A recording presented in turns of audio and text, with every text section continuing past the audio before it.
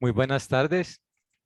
Un saludo cordial para todos los panelistas que nos acompañan el día de hoy y, por supuesto, para todos los asistentes, los que nos acompañan en la plataforma Zoom y los que nos siguen en directo por Facebook.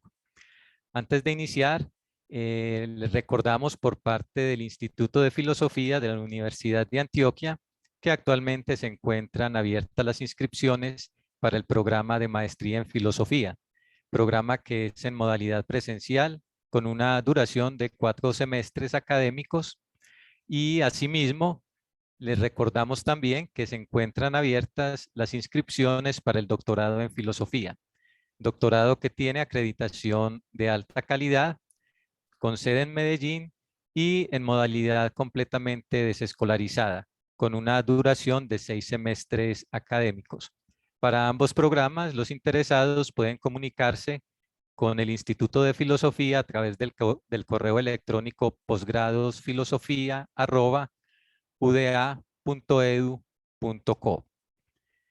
El día de hoy tenemos para iniciar un invitado especial, Óscar Andrés Piedrahita, que es egresado del Instituto de Filosofía, es filósofo pues de la Universidad de Antioquia, es magíster en filosofía por parte de la Universidad de los Andes y candidato a doctor en filosofía en el Departamento de Filosofía de la Universidad de California, en Irvine.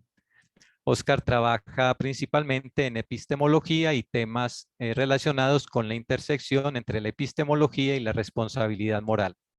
Óscar es parte de nuestro grupo de investigación, Conocimiento, Filosofía, Ciencia, Historia y Sociedad, grupo pues que les ha programado y ha llevado para ustedes este evento en conmemoración de los 100 años de la publicación del Tractatus de Wittgenstein. Y ha contribuido también pues en su planeación y ejecución. Entonces, muchas gracias a Óscar. Óscar nos va a acompañar en esta jornada final con una presentación que ha titulado Epistemología, bisagra y antirrelativismo. Óscar, bienvenido, muchas gracias por la invitación y tiene Óscar la palabra. Buenas tardes para todos. Gracias a Víctor y también a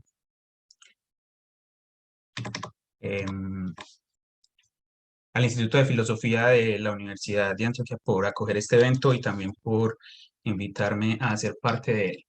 Bueno, en estas 3 semanas hemos estado discutiendo alrededor de la filosofía de Wittgenstein con ocasión del centenario de la publicación del Tractatus, pero también hay otras efemérides que podríamos mencionar. Por ejemplo, hace 70 años murió Wittgenstein también. Y hace justamente también 70 años, Wittgenstein escribía las notas de sobre la certeza, publicadas póstumamente en 1969.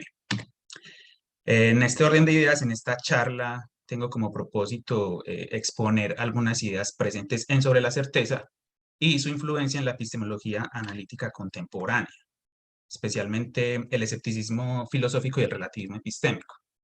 Ahora, más que hacer un análisis exegético de sobre la certeza, yo voy a centrarme en mencionar algunos conceptos y movimientos argumentativos presentes sobre la certeza que se han mostrado particularmente influyentes en algunas discusiones epistemológicas hoy en día. También tengo que mencionar que aunque yo me voy a centrar en el escepticismo y el relativismo, lo cierto es que la influencia de sobre la certeza en la epistemología contemporánea se ve también en campos como la epistemología social, la epistemología de la educación y también la epistemología de la religión, como veremos en un momento, por ejemplo, en la conferencia del profesor Duncan Pritchard. Siendo ese el plan, el objetivo, este es el plan para esta presentación. En primer lugar, voy a mencionar algunas ideas básicas y centrales de sobre la certeza, con particular énfasis en la noción de bisagra, de la cual, como vamos a ver, viene la expresión epistemología de bisagra o hinge epistemology en inglés.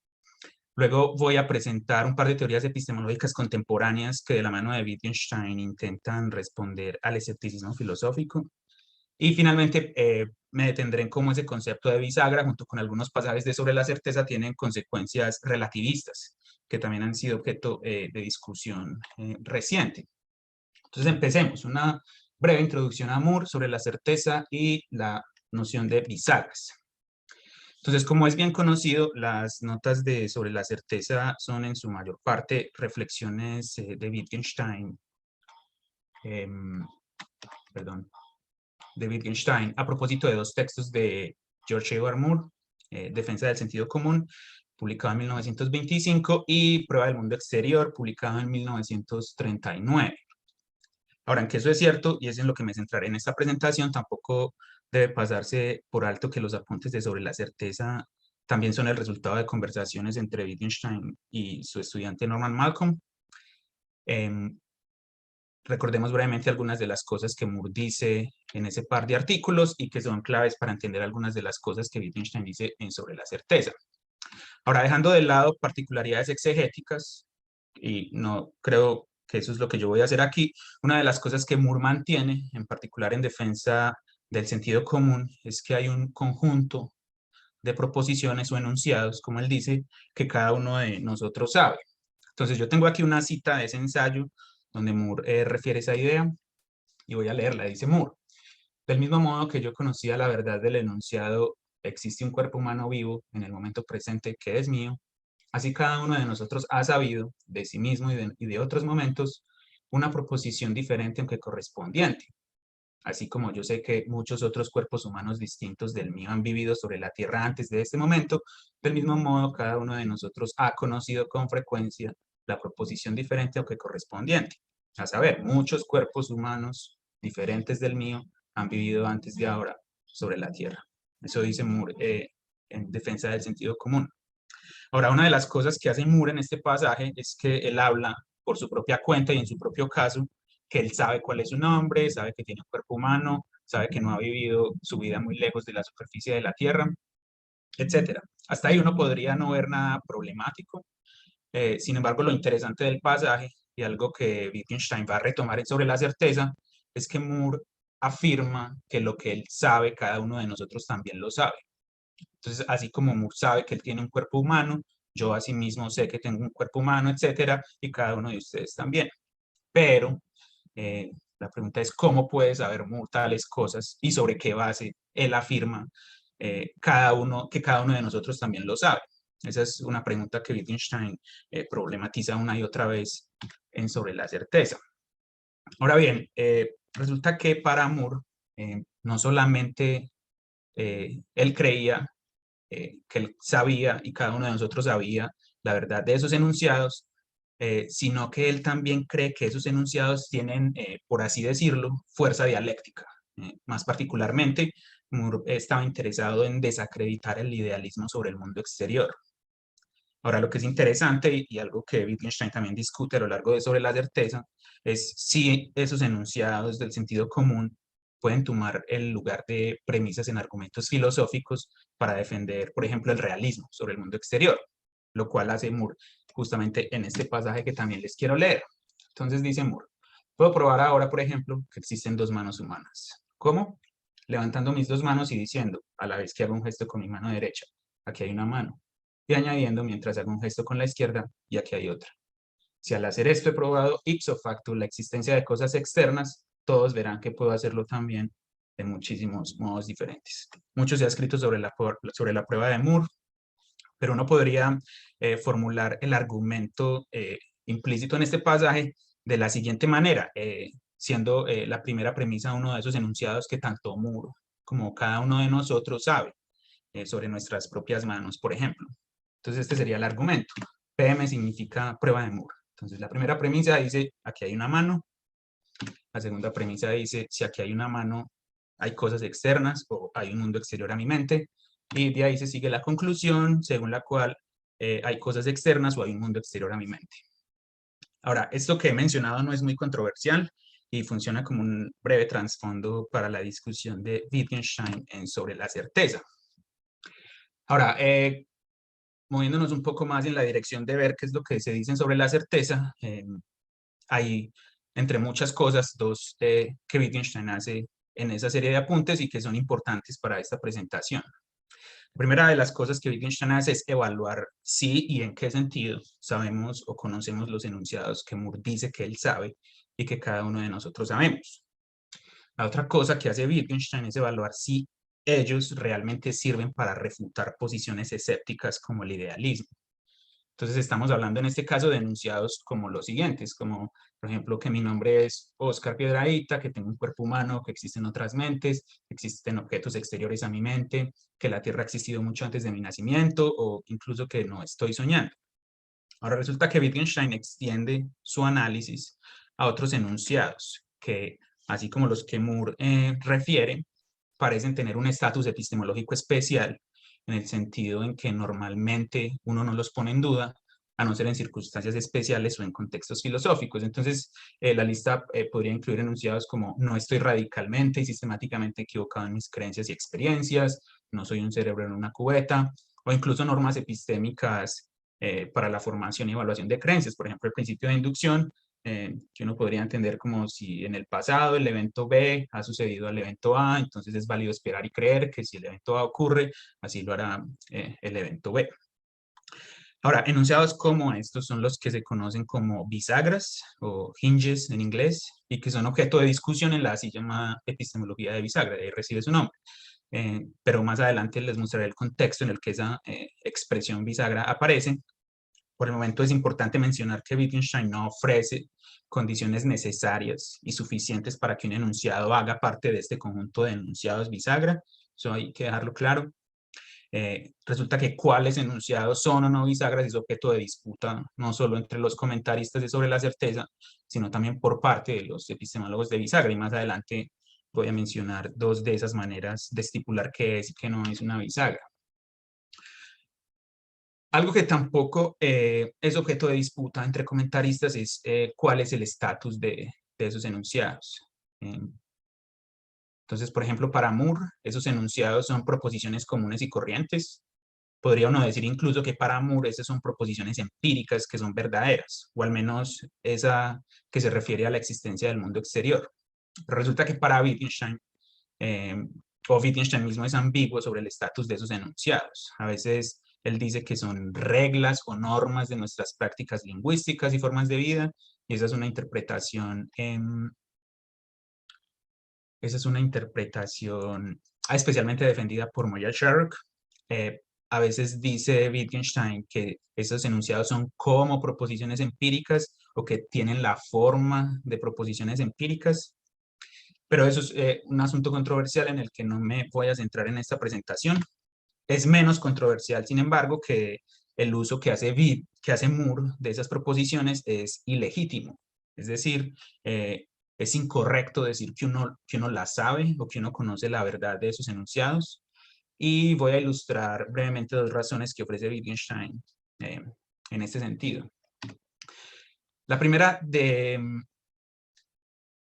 de esas razones depende de la idea de que el conocimiento requiere necesariamente la posibilidad de dar evidencia, razones o justificaciones. Y en ese sentido dice Wittgenstein, saber o conocer requiere la posibilidad de dar evidencia o razones. El uso correcto de las palabras sé. Una persona corta de vista me pregunta, ¿crees que lo que vemos allí es un árbol? Y yo le respondo, lo sé, lo veo claramente y lo reconozco muy bien. Y la persona me pregunta, ¿está fulano de tal en casa? Y yo le respondo, creo que sí. Y la persona me vuelve a decir, ¿estuvo ayer? Y yo le respondo, ayer estuvo, lo sé, hablé con él. Y entonces continúa Wittgenstein. En tales casos se dice sé y se dan los fundamentos de este saber o por lo menos se pueden dar.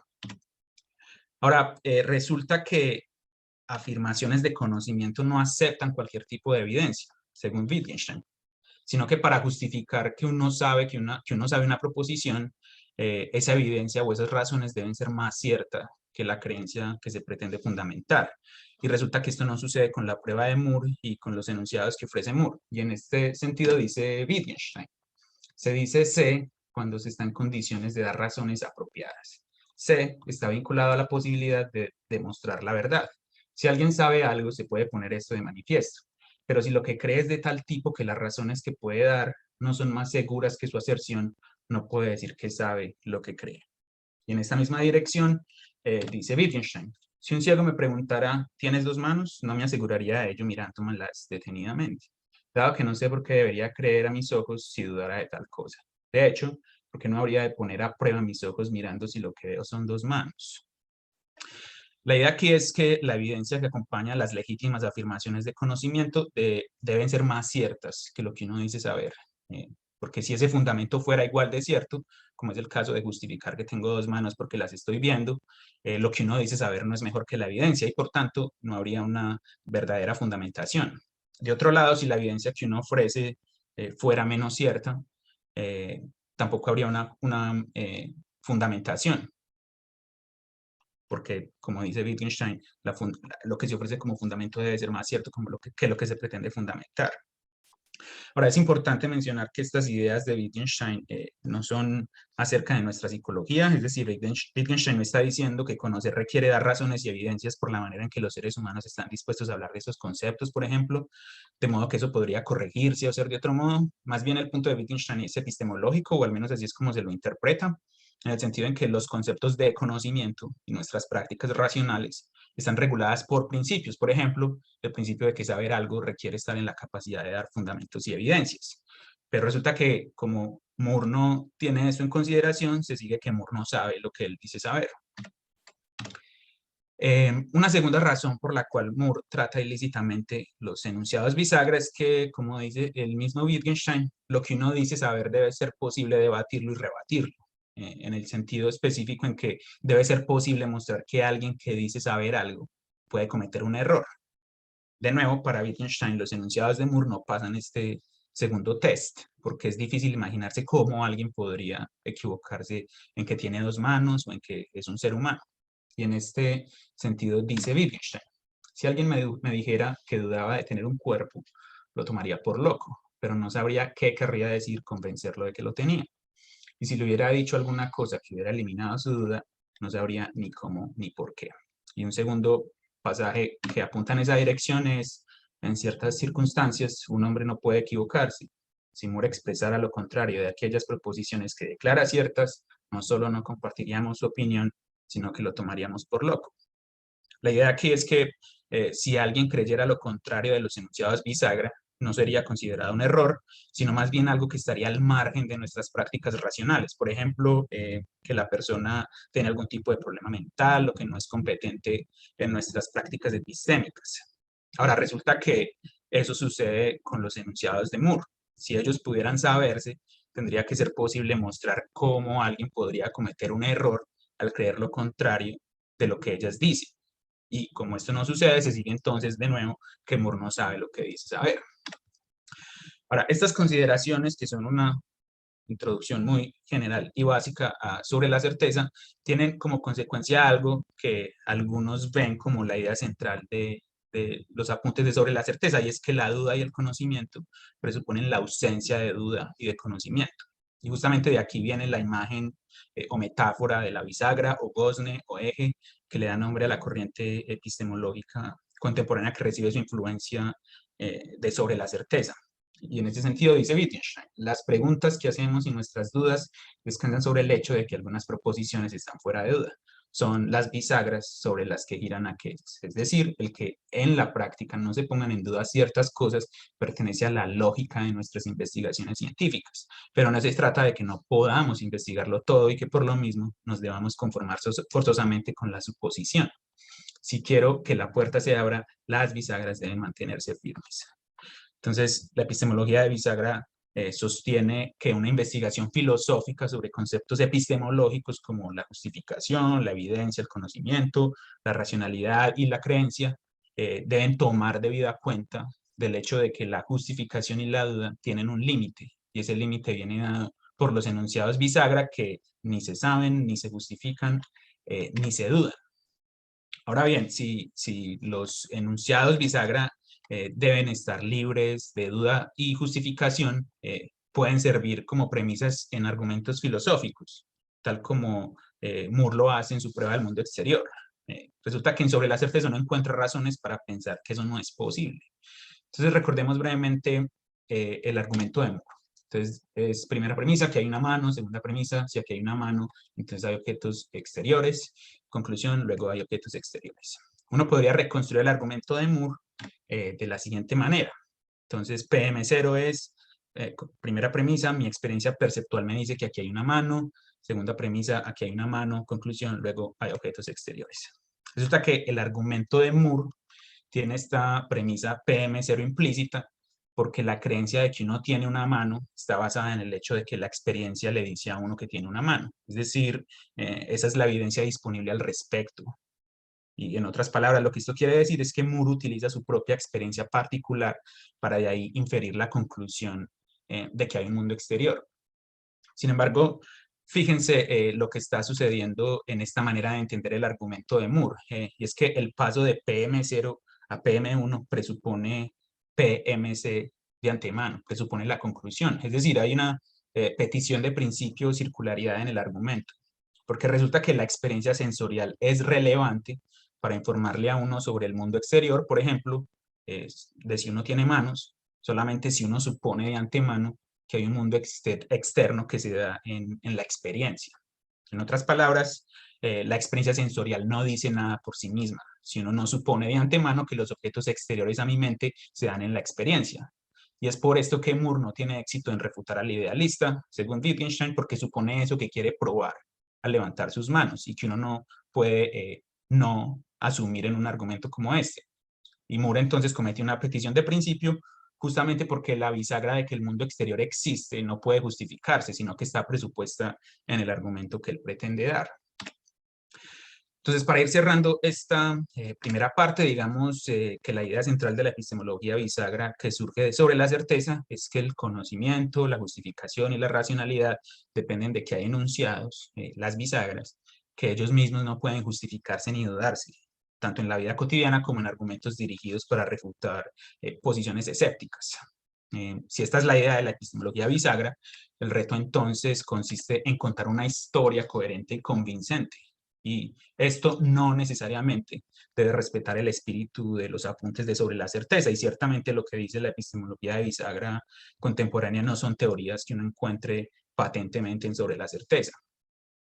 Entonces, uno de los retos de la epistemología de bisagra lo mencioné antes de pasada, y es acerca del estatus de las bisagras. ¿Qué son ellas? ¿Son reglas? ¿Son normas? ¿Son proposiciones? ¿Son pseudoproposiciones? Y el otro reto es cómo evitar posiciones epistemológicas incómodas o indeseables, tales como el escepticismo filosófico o el relativismo epistémico, porque resulta que la epistemología de bisagra tiene la tarea de responder al escéptico, pero ¿cómo se puede hacer eso si el compromiso central de la epistemología bisagra es que hay cosas que no podemos conocer ni justificar? ¿No es eso justamente lo que dice el escéptico? Y también está el riesgo de concederle mucho al relativista, que dice que puede haber diferentes conjuntos de bisagras incompatibles con las nuestras y que son igualmente válidas y racionales. Habiendo dicho eso, veamos un poco más en detalle este par de asuntos sobre el escepticismo y el relativismo. Entonces, segunda parte, bisagras y anti-escepticismo. Uno puede entender el escepticismo filosófico en al menos dos sentidos. Por un lado, como una posición, y en ese caso el escéptico es alguien que dice que nuestras afirmaciones de conocimiento, incluso en los enunciados o proposiciones cotidianas, son falsas o injustificadas. No sabemos que tenemos manos, no sabemos que no estamos soñando, no sabemos que no seamos cerebros en cubetas, etc. Por otro lado, uno puede entender el escepticismo como una posición, no como una posición, sino como una paradoja. Y en ese caso, el escéptico defiende que nuestras nociones epistemológicas básicas son incoherentes y que ante la reflexión detenida uno se da cuenta que las afirmaciones de conocimiento en la vida cotidiana son sumamente problemáticas. Ahora bien, resulta que uno podría pensar que la epistemología de bisagra es susceptible a ser el blanco de argumentos escépticos. Y voy a mostrarlo de manera breve. Entonces, empecemos por hacer explícito un principio epistemológico básico, muy plausible, que en español podemos llamar el principio de cierre. Se le conoce como el closure principle en inglés.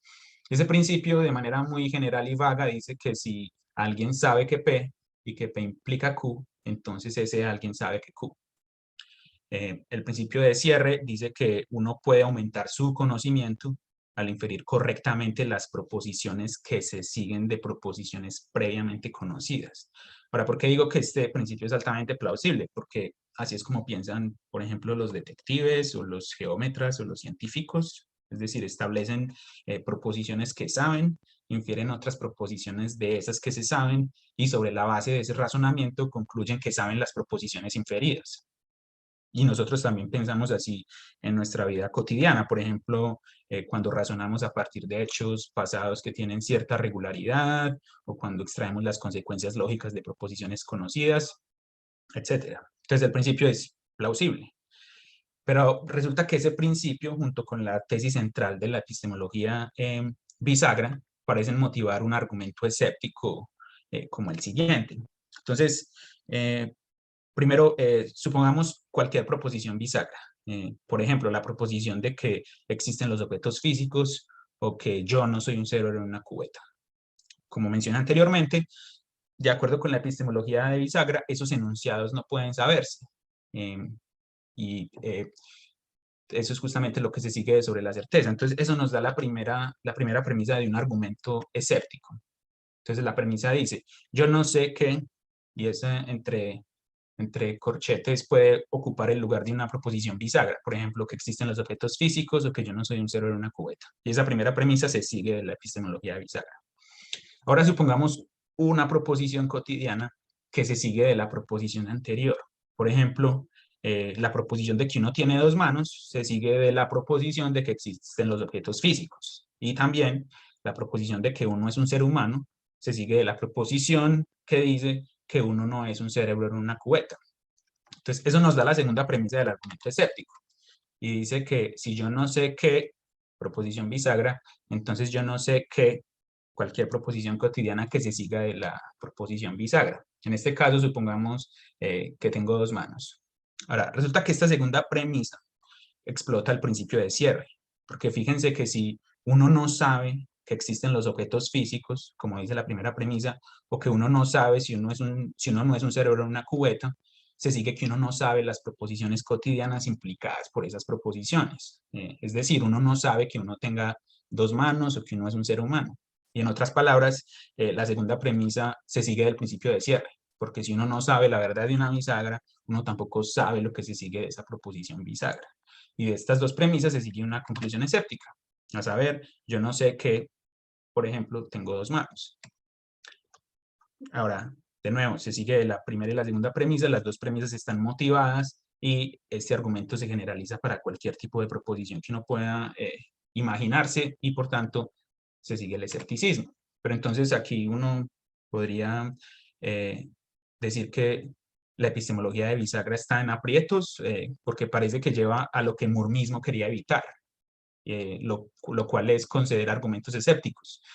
Porque recuerden que Moore hubiera negado la primera premisa de ese argumento, porque para Moore uno sí sabe que existen los objetos físicos, de modo que para Moore el argumento anterior tiene una premisa falsa, la premisa 1, y por tanto la conclusión escéptica no se seguiría. Entonces, ¿en qué sentido la epistemología de bisagra, que se sigue de sobre la certeza, es mejor que Moore? Si concede argumentos escépticos como el que acaba de mencionar.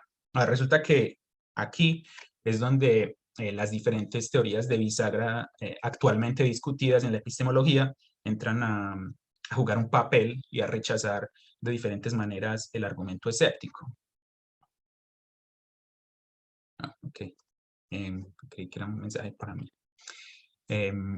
Las teorías epistemológicas de bisagra rechazan el argumento escéptico de diferentes maneras y voy a mencionar brevemente dos de esas teorías que son particularmente influyentes. Esas son la teoría doxástica, defendida por Annalisa Coliva, y la otra es la teoría no doxástica, defendida por Duncan Pritchard.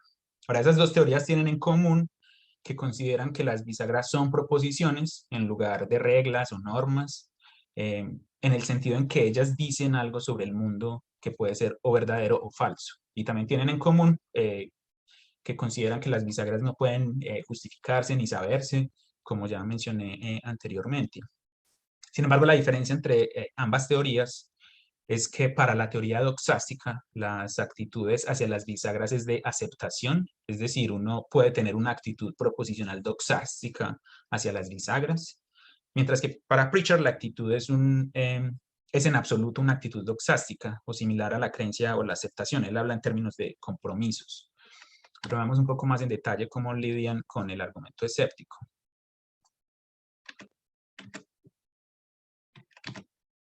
Entonces, si uno considera que las proposiciones bisagra son aceptadas en la vida cotidiana, en el sentido en que ellas están implícitas en las prácticas epistémicas cotidianas y en la forma de vida de los sujetos, ¿cómo eso le ayudaría a uno a rechazar el argumento escéptico?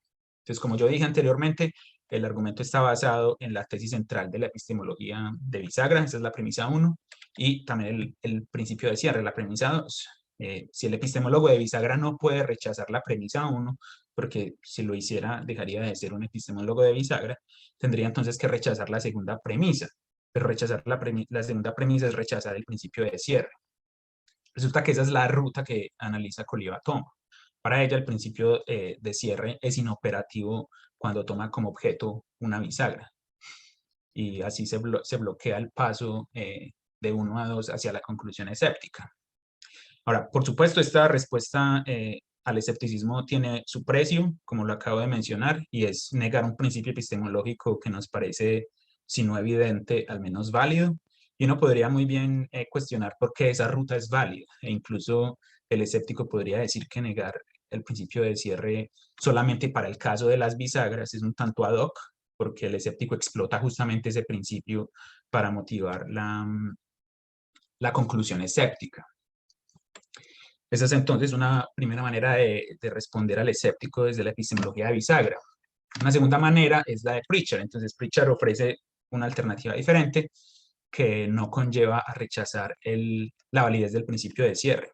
Resulta que para Pritchard las bisagras son proposiciones con las que uno está comprometido. Y ese compromiso es algo animal, como a veces dice Wittgenstein, pero él lo llama arracional. O sea, no es ni racional ni irracional, es más bien arracional. Y esto, según él, quiere decir que para las bisagras no aplican operadores o principios racionales que normalmente aplicarían para las creencias. Entonces, para Pritchard no hay necesidad de negar ninguna de las premisas. Hay más bien que mostrar que el escéptico ha aplicado de manera ilícita un principio epistemológico a una proposición que no es susceptible de recibirlo, porque resulta que esa proposición no puede ser ni creída, ni conocida, ni justificada. Entonces no puede estar dentro del alcance de operadores lógicos como el principio de cierre. Además, el tipo de evaluación racional que hace el escéptico al proponer este argumento es ilegítimo, porque como se sigue de la epistemología de bisagra, no es posible hacer una evaluación racional al margen de un compromiso con enunciados bisagra. Ahora, esta propuesta alguien puede considerar más atractiva que la de Coliva porque no lleva a rechazar la validez del principio de cierre. Sin embargo, puede parecer contraintuitiva porque dice que uno no puede creer racionalmente que uno, por ejemplo, sea un ser humano, o que uno tenga un cuerpo, o que uno tenga 2 manos. Pero resulta que normalmente nosotros consideramos que sí creemos tales cosas racionalmente. Entonces, en ese sentido, la propuesta de Pritchard parece llevar a una revisión de nuestra manera cotidiana de pensar sobre lo que creemos racionalmente. Ahora, para cerrar esta parte sobre escepticismo, estas dos diferentes teorías buscan, cada uno a su modo, neutralizar el argumento escéptico y se mantienen fieles a la idea de Wittgenstein de que la duda y el conocimiento presuponen algo que no es en sí mismo objeto de duda y de demostración. Y ciertamente, aunque uno podría tener reparos con estas teorías y evaluarlas en sus méritos individuales, lo cierto es que son consideradas contendoras respetables contra el escepticismo y así son justamente discutidas y evaluadas actualmente. Pero si eso es el caso, uno podría entonces preguntarse cómo podrían evitar el relativismo epistémico, dado que en Sobre la certeza hay algunos apuntes que van en esa dirección. Y con eso termino la presentación. Entonces, bisagras y antirrelativismo. Ahora, aunque los comentaristas podrían estar de acuerdo en que Sobre la certeza hay posiciones antiescépticas, sea porque Wittgenstein disuelve el problema del escepticismo, porque él propone argumentos en contra de él, etc., no es igualmente claro que haya posiciones antirrelativistas, especialmente con respecto al relativismo epistémico. Por ejemplo, filósofos como Richard Rorty, en el libro La filosofía y el espejo de la naturaleza, ve el relativismo epistémico en Sobre la certeza. Así también lo hace Paul Boghossian en su libro Del miedo al conocimiento, y también Martin Cush ha escrito varios artículos recientes en los que articula y defiende el tipo de relativismo epistémico que uno podría encontrar en Sobre la Certeza.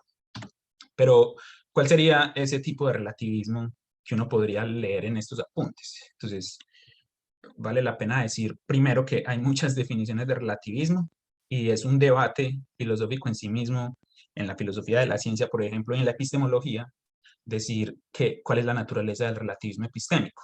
Sin embargo, uno sí puede decir cuál no es el relativismo del que estaríamos hablando en este contexto. Entonces, por una parte, no estamos hablando de relativismo sobre la verdad. Sobre la certeza no se dice que la verdad sea relativa, y ese tipo de relativismo no es lo que está en discusión en el relativismo epistémico y en las interpretaciones relativistas y antirrelativistas de sobre la certeza. El tipo de relativismo en cuestión es sobre la justificación y la racionalidad que pueden tener dos conjuntos incompatibles de creencias sobre un mismo dominio, especialmente en el contexto del desacuerdo enraizado en diferentes tipos de bisagras. Ahora, este tipo de relativismo epistémico depende de la idea de inconmensurabilidad epistémica, en el sentido en que dos conjuntos de creencias opuestas entre sí pueden ser igualmente racionales y no hay manera neutral de dirimir el desacuerdo sin preferir uno de esos conjuntos de creencias sobre el otro. Yo voy a dar un ejemplo en un momento, pero uno podría pensar que el relativista epistémico en este sentido dice que, dado que las bisagras no se pueden justificar ni corregir racionalmente, recuerden que esa es la premisa fundamental de la epistemología bisagra, entonces ante un choque entre dos diferentes bisagras no hay manera racional de dirimir el asunto y ambos conjuntos opuestos de creencias son igualmente válidos desde el punto de vista de la racionalidad. Pero es importante mencionar que aunque los epistemólogos de bisagra no suelen favorecer posturas relativistas, aunque una excepción a esto, como lo mencioné, es Martin Cush, es difícil ver cómo uno podría evitar un compromiso con el relativismo epistémico, dados los siguientes pasajes que les voy a presentar, que están en Sobre la Certeza. Entonces voy a presentarles una serie de fragmentos donde Wittgenstein afirma, o al menos sugiere, ideas que uno fácilmente podría interpretar en clave relativista. Entonces voy a presentarlo en 3 pasos. El primer paso consiste en darse cuenta de que ante mí mismo no puedo justificar la corrección de las bisagras, y en este sentido dice Wittgenstein: considero verdadero lo que encuentro en los libros de texto, por ejemplo, de geografía. ¿Por qué? Digo, todos estos hechos ya han sido confirmados más de 100 veces, pero ¿cómo lo sé? ¿Cuál es mi evidencia al respecto? Tengo una imagen del mundo. ¿Es verdadera o falsa? Ante todo, es el sustrato de todas mis investigaciones y afirmaciones. Las proposiciones que la describen no están todas sometidas del mismo modo a la comprobación. El pasaje sugiere que, a pesar de que las bisagras que describen mi imagen del mundo me permiten juzgar lo verdadero de lo falso, y a esto se refiere Wittgenstein con que ellas sean el sustrato de mis investigaciones, yo no puedo justificar ante mí mismo que ellas sean correctas o verdaderas. Entonces, por así decirlo, me queda constatar que esas son las bisagras con las que estoy comprometido y que este reconocimiento no es en sí mismo susceptible de ser justificado en términos de dar evidencia o verificación a su favor. Siendo ese el primer paso, el segundo paso hacia una lectura relativista de las bisagras consiste en constatar que si yo no puedo justificar mi imagen del mundo ante mí mismo, no podría tampoco justificarla ante alguien que no la compartiera. Entonces, dice Wittgenstein, al considerar una situación hipotética en la que alguien no comparte la bisagra según la cual la Tierra ha existido mucho antes de su nacimiento. Dice Wittgenstein, nos podemos preguntar, ¿puede tener alguien una razón convincente para creer que la Tierra existe desde hace poco, desde el día en que él nació? Los hombres han creído que podían hacer que lloviera. ¿Por qué no podría darse el caso de un rey que se hubiera educado en la creencia de que el mundo había comenzado con él? Y si este rey y Moore se encontraran y discutieran, ¿podría Moore demostrar que su creencia era la correcta? No afirmo que Moore no pudiera convertir al rey a su punto de vista, pero se trataría de una conversión muy peculiar. El rey se vería conducido a considerar el mundo de otra manera. Nótese que Wittgenstein no dice que Moore podría o no podría convencer a alguien que no compartiera la bisagra en cuestión. Es bastante diciente que Wittgenstein habla en términos de conversión, lo cual es diferente de convencer.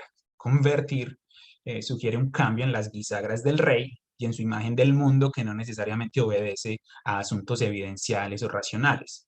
Y En ese sentido, si ante el desacuerdo enraizado en diferentes bisagras queda una solución que implica conversión, se sigue una postura relativista, porque el rey pudiera resistirse a la conversión de la que habla Wittgenstein y al hacerlo no sería irracional. Esta idea quizá es más claramente desarrollada en los siguientes fragmentos. Entonces, en el siguiente pasaje, Wittgenstein refuerza la idea según la cual si no puedo convencerme a mí mismo ante el desacuerdo con otros, solo queda o convertirlos, o combatirlos, o persuadirlos, lo cual nuevamente podría no obedecer a asuntos evidenciales o racionales. Entonces dice Wittgenstein, este es el último fragmento que les leeré. Es incorrecto que guíe mi conducta por las proposiciones del físico. He de decir que no tengo ninguna buena razón para ello. No es precisamente eso lo que denominamos una buena razón. Supongamos que encontramos algunas personas que no lo consideran una razón concluyente. En lugar del físico, consultan al oráculo. Es por eso por lo que los consideramos primitivos. Es incorrecto que consulten al oráculo y se dejen guiar por él. Si decimos que es incorrecto, no partiríamos de nuestro juego de lenguaje para combatir el suyo. ¿Y tenemos o no derecho a combatirlo? Por supuesto, apoyaríamos nuestra manera de actuar en todo tipo de frases hechas. Cuando lo que se enfrenta realmente son dos principios irreconciliables, sus partidarios se declaran mutuamente locos y herejes. He dicho que combatiría al otro, pero no le daría razones, sin duda. Pero ¿hasta dónde llegaríamos? Más allá de las razones está la persuasión. Piensa en lo que sucede cuando los misioneros convierten a los indígenas. Ahora, debo decir que mucho se ha escrito sobre estos pasajes, pero lo que me parece importante señalar es el diálogo que parece tomar lugar en ellos. Por ejemplo, una de las voces llama a los miembros de la tribu primitivos por formarse creencias sobre la base de un oráculo. Y esa misma voz se muestra dispuesta a combatir a esos hombres primitivos. Ahora, estas ideas resuenan con el relativismo que he mencionado, pues es consistente con la idea del relativismo que ante el desacuerdo recalcitrante solo quedan epítomes o esfuerzos por imponer un sistema de creencias sobre el otro. Nótese también que el diálogo termina en que parece que la persuasión es el mejor medio para dirimir la disputa enraizada en bisagras. Pero de nuevo, persuadir no es lo mismo que convencer.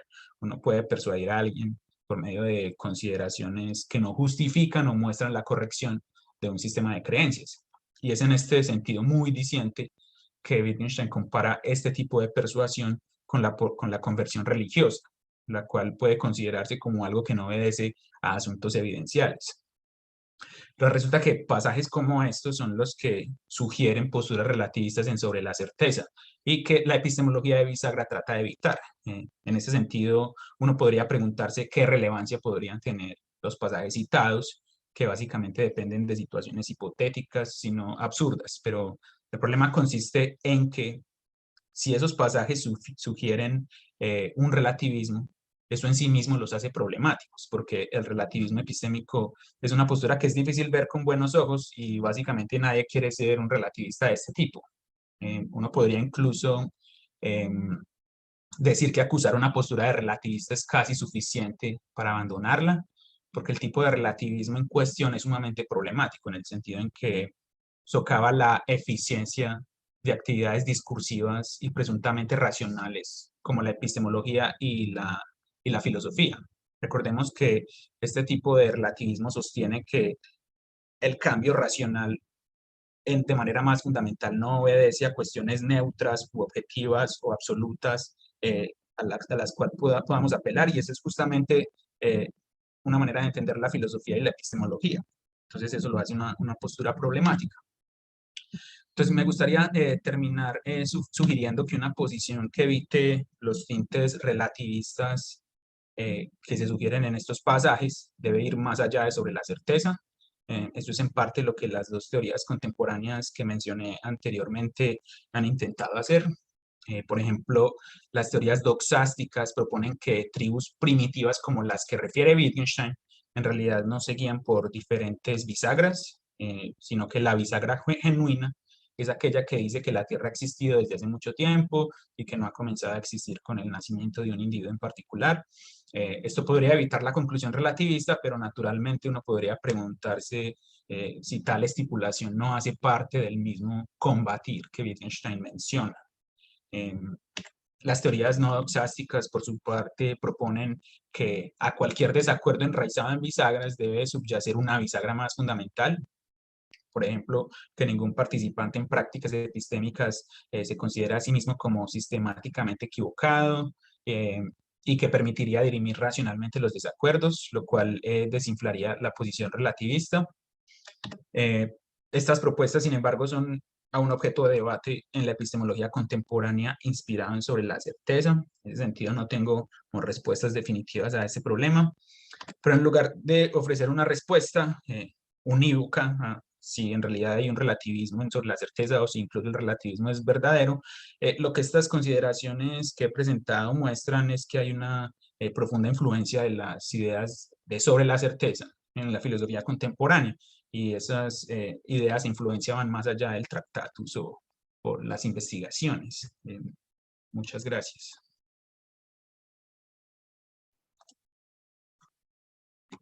Muchísimas gracias a Óscar Andrés por acompañarnos en esta jornada, por su presentación, y en este tiempo que queda, pues damos paso a algunas preguntas o interacciones con alguno de los panelistas. En primer lugar, leeré entonces una pregunta que está en la sección Preguntas y Respuestas. La pregunta es de Luis Beruete. Leo textualmente para Óscar. En el marco de la epistemología, ¿podría hacer una comparación entre la noción de bisagra de Wittgenstein y los juicios analíticos a priori de la filosofía kantiana?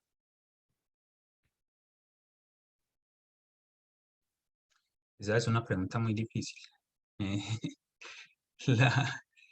bueno, yo diría que aunque hay algunos, especialmente intérpretes, que de sobre la certeza que usan o al menos un paralelo entre Kant y Wittgenstein para, por ejemplo, echar luz sobre el problema de la justificación o de las condiciones de posibilidad de la justificación. Yo diría que no hay un paralelo realmente interesante que hacer ahí, porque algo que es clave en sobre la certeza es que las bisagras vienen dadas, y vienen dadas no porque así sea, por ejemplo, nuestro, nuestro sistema cognitivo, o porque así sea la naturaleza humana, o porque así sea el mundo empírico contingente, sino que están ahí y pueden tener diferentes tipos de estatus o diferentes maneras de analizarse. Entonces yo diría que no hay como un paralelo que hacer que sea particularmente iluminador, sea o de la filosofía de Kant o de la filosofía de Wittgenstein o de los problemas epistemológicos en general. Sería interesante si alguien más tiene una opinión diferente que pudiera compartir, pero eso es lo que yo pienso. Muchas gracias, Óscar, por la respuesta. Uno de los panelistas tiene una pregunta. Le damos entonces la palabra a Dubian Cañas. Puedes, Dubian, activar el micrófono y la cámara si lo deseas para hacer la pregunta. Buenas tardes, no puedo activar mi video, no me permite el anfitrión. Muchas gracias, Óscar, por tu presentación. Yo tengo un montón de preguntas que me gustaría discutir más adelante contigo en aras de hacer avanzar la discusión con humildad, pero sobre todo tenacidad epistémicas. La pregunta que te quiero hacer es si tú estás comprometido con una lectura doxástica acerca del estatus de las bisagras. Con el propósito de cerrar la puerta al relativismo epistémico, que es el que le gusta discutir a ustedes, a saber, el relativismo que es la igual validez o que implica la igual validez. ¿Tú estás comprometido con que las bisagras son objeto de actitudes doxásticas? Y en ese caso, me gustaría saber cómo ustedes responderían a la siguiente objeción que un relativista podría plantear para mostrar que no es suficiente con asumir que las bisagras son susceptibles u objetos de creencias en relación con las propuestas de Coliva, que dice que no, que la actitud doxástica correspondiente a las bisagras es la aceptación, o como Pritchard, que dice que nuestro compromiso es visceral. si uno dice que es la aceptación o compromiso visceral, pues abre la puerta al relativismo, eso lo tenemos claro. Pero tal vez uno dice, no, si la actitud proposicional correspondiente a las bisagras es la creencia, entonces sí podemos salvar la justificación o el estatus epistémico de las bisagras y al mismo tiempo la posibilidad de la evaluación y de la corrección racionales, que es la que en última instancia permite resolver un desacuerdo epistémico. Y entonces la objeción plantea esto. Yo no estoy convencido de que concebir el compromiso de las bisagras en términos doxásticos sirva para cerrar la puerta al relativismo, porque uno de los aspectos constitutivos de la creencia es el no voluntarismo doxástico. ¿Sí? Es decir, nosotros no tenemos control voluntario sobre las creencias. Y entonces, aun cuando no tengamos, cuando solamente tengamos, control involuntario, es decir, que yo aun cuando no puedo cambiar a voluntad lo que creo, sí puedo llevar a cabo ciertas acciones de manera voluntaria con el propósito de revisar mi creencia, pero eso no me lleva a mí a abandonar la creencia de que P. Me puede llevar a considerar la evidencia del oponente, a escuchar las razones del adversario, pero no a capitular en el desacuerdo.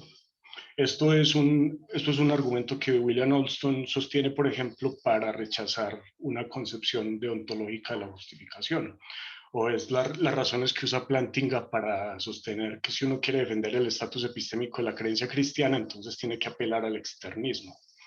El punto que creo que ya apreciaste es que si uno considera que la creencia es involuntaria, entonces, ¿cómo se resuelve racionalmente una situación de desacuerdo epistémico entre dos agentes que no tienen control voluntario sobre sus creencias? Esa es la pregunta. Gracias, Manu. Hola, Dubian. Bueno, esa pregunta es muy compleja y obviamente me gustaría hablar más sobre estos asuntos porque es muy interesante lo que estás diciendo.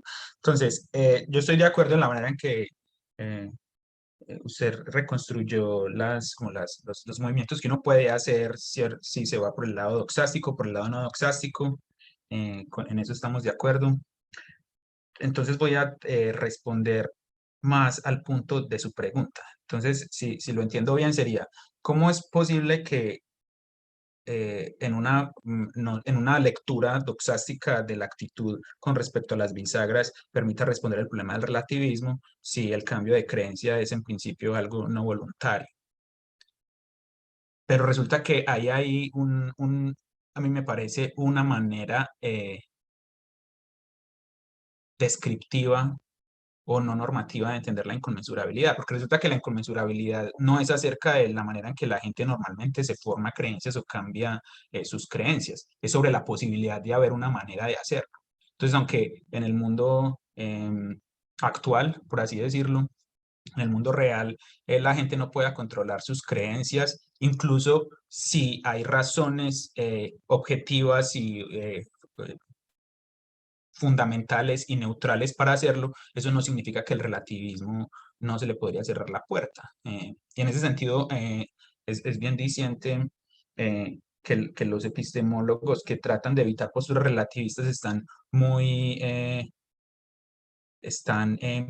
dispuestos a aceptar que existen cosas como los sesgos cognitivos o que la gente es perezosa o que la gente no estudia tanto como debería hacerlo, no piensa o reflexiona tanto como debería hacerlo, pero que eso en ningún sentido debería probar la verdad o negar la posibilidad de que es posible resolver desacuerdos de manera racional. Entonces, eso es lo que yo pienso con respecto a si el voluntarismo doxástico o el involuntarismo doxástico tienen algo que ver con el relativismo epistémico. A mí me parece que no, porque eso depende de si de hecho la gente cambia sus creencias de manera voluntaria y racional cuando están esos caminos racionales disponibles. Habiendo dicho eso, yo en la manera en que he pensado sobre estos asuntos, me parece que la manera de ir al momento de responderle al relativismo es tomar una vía intermedia entre la teoría doxástica y la teoría no doxástica. En ese sentido, yo he tratado de combinar como lo que dice Coliva sobre el relativismo y lo que dice Pritchard sobre el relativismo.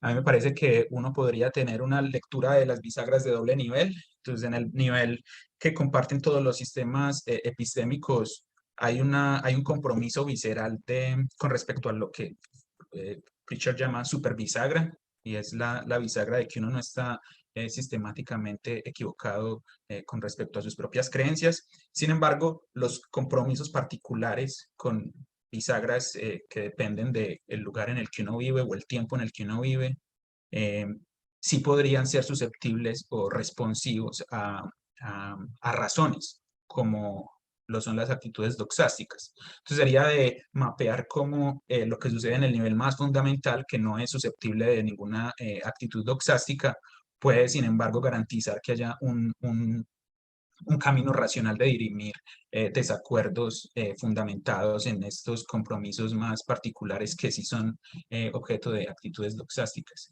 Espero que eso haya sido algo coherente a la pregunta que usted hizo, que tiene muchos matices y es muy rica, pero con seguridad podemos seguir conversando sobre esto. Gracias. Sirve, muchas gracias. Estoy en desacuerdo, pero luego conversamos. Está bien. Muchas gracias a Oscar por la respuesta. Y bueno, dadas las condiciones de tiempo y para respetar el cronograma del segundo panelista invitado para el día de hoy, concluimos en este punto entonces en las intervenciones a propósito de la presentación de Oscar Andrés Piedrahita. Oscar, muchísimas gracias por su presentación, por aceptar la invitación a participar en nuestro seminario, y los dejo de nuevo con Oscar, que va a presentar a nuestro segundo panelista del día de hoy, va a interactuar con él, dado pues que es también alguien cercano, ¿no?, a nuestro segundo panelista. Oscar, tienes de nuevo la palabra. Gracias, Víctor. Ok, voy a quitar ya el sombrero de panelista y voy a ponerme el de presentador. Entonces, buenas tardes para todos de nuevo. Continuamos con el séptimo seminario en Historia y Filosofía de la Ciencia del Instituto de Filosofía de la Universidad de Antioquia, en conmemoración de los 100 años de la publicación del Tractatus. En esta ocasión tenemos el gusto de cerrar este ciclo de conferencias con la participación del profesor Duncan Pritchard. El profesor Pritchard es profesor distinguido de Filosofía en la Universidad de California, sede Irvine. Su trabajo se centra en la epistemología, campo de la filosofía al cual ha contribuido extensivamente en las últimas 2 décadas. Él es también autor y editor de diferentes libros sobre la epistemología y el escepticismo filosófico. Y él es también, como lo dije en mi presentación, uno de los principales defensores de la epistemología bisagra. El profesor Pritchard hablará acerca del quasi-fideísmo en su presentación titulada Explorando el Quasi-Fideísmo, y agradecemos al profesor por aceptar nuestra invitación. Ok, ahora voy a presentarlo en inglés. Good afternoon, everyone. Welcome to our closing talk to the 7th workshop on the history and philosophy of science at the Universidad de Antioquia, this time dedicated to the centenary of the publication of Wittgenstein's Tractatus. On this occasion, we are very pleased to have Professor Duncan Pritchard as our keynote speaker. Professor Pritchard is a distinguished professor of philosophy at the University of California in Irvine. His work centers on epistemology, a field which he has contributed deeply and extensively to during the last 2 decades. He has authored and edited several influential books on epistemology, and his papers have contributed to discussions on issues concerning epistemic luck, the analysis of knowledge, social epistemology, epistemic relativism, and the epistemology of religion. He is also a leading and influential proponent of hinge epistemology. Professor Pritchard will be speaking about Quasi-Fideism in his talk titled Exploring Quasi-Fideism.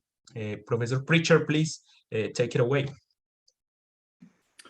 Thanks very much for the introduction, Oscar. Thanks for inviting me to be here. I'm delighted to give this talk. Let me just get my PowerPoint up. Okay, so hopefully you can all see my my PowerPoint. So as Oscar says, I'm going to be talking about exploring Quasi-Fideism. So let me just say a little bit about what Quasi-Fideism is. It's essentially the application of hinge epistemology, the Wittgensteinian hinge epistemology, to the religious case. There are various reasons why we might take such a view seriously, so let me just remark on that a little bit now. Until quite recently, quasi-fideism didn't feature. No one discussed it. Wittgenstein was read as a straight fideist, and with good reason, because a lot of his remarks in his later works, particularly the remarks that appeared in the book published as Wittgenstein's Lectures and Conversations on Aesthetic Psychology and Religious Belief, came out in the late 60s, tended to treat Wittgenstein, I mean, it sounded like Wittgenstein was a straight fideist. However, in his final notebooks, which get published after his death as Uncertainty, so 4 notebooks that take us up to just a few days before he dies, actually. So they're published as Uncertainty. Wittgenstein develops a really quite distinctive view about the structure of rational evaluations. This is where the hinge epistemology appears. And although he doesn't mention religion much, I think it's pretty clear if you look closely at what's going on there that religion is definitely in the background, the religious application of this idea. In particular, it seems right to me to detect a great deal of influence from the work of John Henry Newman on Uncertainty. Wittgenstein actually mentions Newman in Uncertainty in the notebooks, and I mean, he mentions a Newman, but there's textual evidence to confirm it's John Henry Newman. There are other Newmans it could be, but we can exclude the others. And we know that he's familiar with Newman's works. Most intellectuals at the time would have been familiar with Newman's works, but Wittgenstein especially was studying Newman. And in particular, Newman's classic philosophical work, which is an essay named A Grammar of Assent, which is a very philosophical piece. Newman develops there a view which I think we could rightly call a quasi-fideistic view, and I think Wittgenstein's picking up on it. Newman's concerns are solely religious. He's responding to primarily Lockean, but also to some extent Humean objections to the rationality of religious belief. But I think what's happening in Uncertainty is that Wittgenstein's picking up on this idea, and then he's exploring the idea in general. But if that's right, then we should go back to thinking, well, what does that idea look like when it gets applied to the religious case, as it is with Newman? So I think the idea is it's interesting. I think it's defensible, which is not to say that it's necessarily true, of course. I also think that it's exegetically important for the reasons I've just given. I think it's really crucial to our understanding Wittgenstein and his later works, and I think it's also important to understanding the topography of the debate about the rationality of religious belief. We need to have quasi-fideism in there as an option. And one more thing I'd mention here is Pyrrhonism. Wittgenstein was deeply influenced by Pyrrhonism, particularly the works of the Austrian Fritz Mauthner. Hans Luger's written on this, as have others. And as I'll explain later on, it's not so obvious, I think, how Pyrrhonism relates here, but I think it does crop up in terms of the relationship between quasi-fideism and skeptical fideism. I'll come back to that. So a couple of quotations there, famous one from Newman, a famous one from Wittgenstein. So the structures, I'm going to tell you a bit about Wittgenstein and hinge commitments. I won't be defending the hinge epistemology. It would take us too far afield. I'll just be telling you what it is. Then I'll explain what it means to apply that to the religious case. That's quasi-fideism. I'll say a little bit more about how quasi-fideism relates to the alternative views, because I think that's a good way of understanding the position, to see how it relates to competing views. And then I'm going to consider some objections to quasi-fideism. I wrote the first paper on quasi-fideism, was about 10 years ago now. So there's been enough time. The view's been around long enough that there's now pieces attacking it. So there's like a critical literature now. So there's something for me to get my teeth into in terms of responding. And as I'll explain, I think there are some genuine worries about quasi-fideism. So this isn't going to be a complete defense. I think we should be honest about some of the at least interesting aspects of it. I'm not going to talk about who said what when I talk about the critiques. There's work by Jerome Derrida, Neil Gascoigne, Roberto De Segli, Guy Bennett Hunter, and others. Michael Williams has just published a paper attacking the view as well. But I only got that a few days ago, so I won't be talking about his objections today. Okay, Wittgenstein on hinge commitments. Here's the basic element of the view. Wittgenstein wants to offer us a certain picture about the structure of rational evaluation, such that all rational evaluation, by necessity, by logic, as he would say, takes place relative to common sense or Maurean certainties. Notice these aren't theoretical claims. A lot of people construe the hinge commitments as theoretical claims. I think that's a big mistake. They're not theoretical. They are the Morean certainties of the hinge claims. It's this everyday certainty, this quotidian certainty that has to be in place. That's the hinge commitments in order for rational evaluation to occur. So the hinge, we get the hinge metaphor. There's where the door of rational evaluation, for it to turn, something must hold fast. That's the backdrop of certainty. And that means that it itself cannot be rationally evaluated. That's the thought. So our basic hinge certainty, that which we're most certain of, these common sense certainties, are by their nature irrational.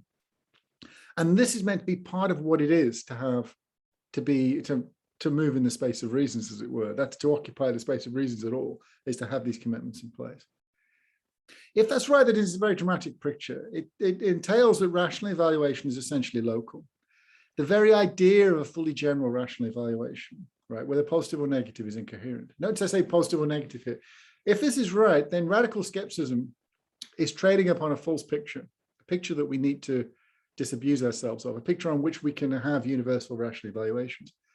But equally, so is traditional anti-skepticism too, right? That is also trading upon a dubious picture, right? So traditional anti-skepticism wants to rationally evaluate all our beliefs at once and find them in good order. Both projects are incoherent. And indeed, this is the idea. The antidote to skepticism is to disabuse ourselves of this false picture. This picture is masquerading as common sense. In fact, it's not common sense at all. It's dubious theory, and it should be rejected. Our hinge commitments are non-optional. We can make no sense of a rational subject who lack them. So the thought is, as he says again and again, they're not assumptions or hypotheses or something like that. They're not things that we're obliged to have, but if only we were cleverer, we could discharge or something. Assumptions can always be discharged. Yeah, hinge commitments aren't like that. Our commitment to them is visceral, it's animal. It's there like our life, as he says. It's not optional. And this connects also to this point about logic. It's not a contingent fact about our rational practices. They're structured this way. Wittgenstein thinks this is just what it is to have a rational practice. Nonetheless, despite all this, Wittgenstein emphasizes that the local rationalist support enjoyed by non-hinge beliefs is bona fide. So everything I've said so far, you could see as being an argument for skepticism. When we follow through and inspect our basic commitments, we find they're groundless. Well, doesn't that mean all our commitments are groundless? No. Wittgenstein is trying to get us to resist that. That idea itself trades upon this picture that we should reject, a picture on which, for something to be grounded, as it were, it ought to be possible to ground our beliefs in general. There should be universal rational evaluations. That's not possible. So the antidote to skepticism is to realize that our most basic certainties are groundless. That's kind of, on the face of it, a sort of paradoxical claim, but I think it's actually a plausible claim. Let me say a little bit about, I think what I've just said ought to be uncontentious. Actually, it isn't. Nothing is uncontentious when it comes to Wittgenstein. But I think that should be uncontentious. Let me say a little bit about my specific reading of Wittgenstein, which I offer in this book that's on the PowerPoint here. So I try to take seriously what Wittgenstein says about the animal, visceral nature of our hinge commitments. They're not assumptions and so forth. This is an animal certainty, a primitive certainty. We're not to think of them as being acquired by rational processes. They're not responsive to rational considerations. I have this directly qualified here for reasons that will become apparent. We're not taught our hinge commitments, as Wittgenstein says. We swallow them down with what we're taught. Is a will. They're part of a will picture that we swallow down as we're taught. We're not taught that we have hands. We're taught to do things with our hands and so forth. We can act as if our hinge commitments are responsive to rational considerations. Philosophers do that all the time, but it's a fiction. If you look closely at how our actual behavior and the certainty in play, we realize that in fact this is, as I say, it's a fiction. They're not really rationally responsive. I want to argue that our hinge commitments are not to be thought of as beliefs, at least not in the sense of belief that's of interest to epistemology. And elsewhere I've called that K-out belief. So by K-out belief, I mean that propositional attitude that's a constituent part of knowledge, especially rationally grounded knowledge. For me, there isn't much difference, but insofar as you think there's a difference, well, let's go for rationally grounded knowledge for our purposes. So the folk notion of belief, I think, is very broad. Hinge commitments are beliefs in the folk sense. Just about anything counts as any endorsement of proposition counts as a belief in the folk sense. But I think there's a more narrow sense of belief that's of interest to epistemologists of this kind. And I don't think hinge commitments are beliefs in that sense. There are various reasons, but here's the key one. When you k-out believe something, that's not the kind of commitment to the truth of a proposition that can coexist with realizing you have no rational basis for its truth, right? So if you have a propositional attitude that can coexist with a recognition you've got no rational basis for its truth, then it's not a k-out believing, it's something else. And of course, hinge commitments by hypothesis, Wittgenstein's quite clear about this, they can coexist, right? You can recognize you've got no rational basis for them, and yet your certainty in them is unaffected. So they're not a k-out believing, they're something else, different kind of propositional attitude. It's an interesting question what kind of propositional attitude they are. I think this is sui generis. In the book, I talk in some length about different kinds of propositional attitudes and why our hinge commitments aren't them, why they're not, how they're different, for example, to acceptances, trustings, hypotheses, assumptions, beliefs, and so on. So I think they're sui generis. That they're not k-out beliefs, I think, explains why closure type inferences don't apply to them. So it's in the setup of the skeptical problem, there's a closure inference. Closure basically enables the skeptic to infer from the fact that there are some things we don't know about, don't know we're not brains in vats or whatever. Therefore, there are lots of things we don't know. You need closure for that. But properly formulated closure is this competent deduction principle, which involves the acquisition of a k-out belief. But of course, on this view, you can't acquire a k-out belief in a hinge commitment. For one thing, you can't k-out belief hinges. For another thing, competent deductions are rational processes. Hinge commitments aren't the product of rational processes, except by chance. They're not the proper product of rational processes. So this explains how we can deal with the skeptical problem without denying closure. One more thing I want to say about hinge commitments, and the hinge epistemology goes with it, which will be useful later. On my view, at least, there is really only one overarching hinge commitment, what I call the Uber hinge commitment. I think this is Wittgenstein's view. I think what Wittgenstein is describing is an overarching certainty, which manifests itself in terms of commitments to particular propositions in particular situations. But those particular manifestations are just manifestations of the general overarching hinge commitment. And I think this is what I call the Uber hinge. So lots of views about hinges, they emphasize the heterogeneous nature of them because they look heterogeneous, right? I mean, they look like, they look like relative to person, epoch, place, culture, and so on. I am speaking English. My name is Duncan Pritchard. I've never been to the moon, and so on. These look very relative to person and place. But I think what's going on here is that there's actually a common core. So the Uber hinge is that we're not radically and fundamentally mistaken. The idea is not that everyone has some current thought with that content or anything. Rather, that we have that certainties manifest in our actions. It's a certainty that I think Wittgenstein is saying has to be in place in order for the child to learn anything. Once that's in place, though, we can explain why particular hinge commitments would be manifested on that basis, right? So you've got the Uber hinge, you've got your set of k-out beliefs, and then putting the two together, in particular conditions, certain the Uber hinge will manifest itself in a commitment to particular claims. Like, for example, I have two hands right now. This explains why our hinge commitments can change, whether circumstances can change. So in normal circumstances, I have two hands is a manifestation of the Uber hinge commitment. But there are abnormal circumstances where it isn't. If I wake up tomorrow after a car accident in a hospital, dazed and confused, covered in bandages, it might make perfect sense there, to lift up my hands and think, oh, yes, I have hands. To base my belief so now I believe that I have hands, and I believe it on the basis of my seeing them. In normal circumstances, as Wittgenstein points out, that makes no sense at all. Duncan, have you got hands? Wait a minute. Oh yes, there they are. That makes no sense. Whether one has hands is not whether one has one's keys with them or something like that. But there are special cases where they can function like that. And it also explains how hinges can change over time. It was a hinge commitment for more that he'd never been to the moon. I think it is for us. At some point in the future, it may not be a hinge commitment anymore. As our beliefs about the world change, our k-out beliefs, then how the Uber hinge commitment manifests itself can change too. So this is the point I made before about how hinge commitments can change in indirectly rational ways. They don't change directly in response to rational considerations, but they can change indirectly because archaic beliefs can change in response to rational considerations, and that in turn can change what kind of hinge commitments we have. Okay, so that's all I want to say about hinge epistemology. As I say, I'm not defending this today. I'm just telling you what it is. I'm, in fact, giving you my particular take on it. What I'm more interested in is how that view applies to the religious case. I think you can pretty quickly see what the view would be. First, there's the fideistic part, right? Our fundamental religious commitments now are to be thought of as hinge commitments. God exists, or what have you. I leave it open, actually, what the fundamental hinge commitment, religious hinge commitment is. I think that's quite an interesting question, but we can take it for our purposes something like God exists or something. I think it's probably got more content than that. You know, it's going to be more like a God that one has a personal relationship to or something. But the idea is that basic commitment is essentially irrational. That's the fideistic part. But then this is the quasi part.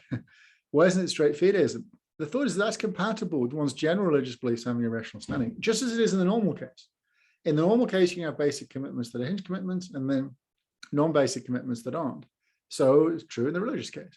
And in particular, there's no essential difference now between the religious domain and the non-religious domain. Right? It's very important. This marks an important difference with straight fideism. You know, the religious domain is now just like the ordinary domain. They both have irrational commitments at their heart. Basic religious commitments, they're not to be thought of as chaotic beliefs. And I think when we look at basic religious commitments, they don't look like chaotic beliefs, actually. So that sounds right. They're not subject to closure style inferences. So just as closure can create skeptical problems, it can create problems in the religious case too, because what I've called elsewhere containment. We need to contain, as it were, irrational commitments from irrational ones, otherwise they undermine each other.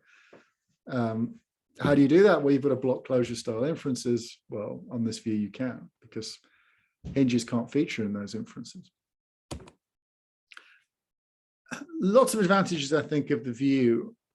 We tread a course between what I call this epistemic heroism of evidentialism, Lockean evidentialism, and what I call the epistemic ghettoization of traditional fideism.